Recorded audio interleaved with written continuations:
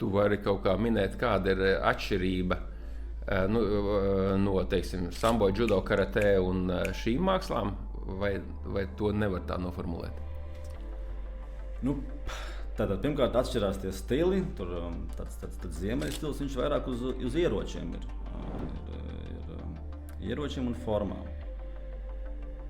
Mūsdienās ar ieročiem vairs nekaujās. Kas ir ieroči? Zobeni un zobeni, šķēpi, koki, vāles. Tad, tādas lokani. Tur jebkas ir ierocis. Spieķīts. Liela, dvielī iekārta, piekrama atslēga. Nopietni. Dvielis, jā.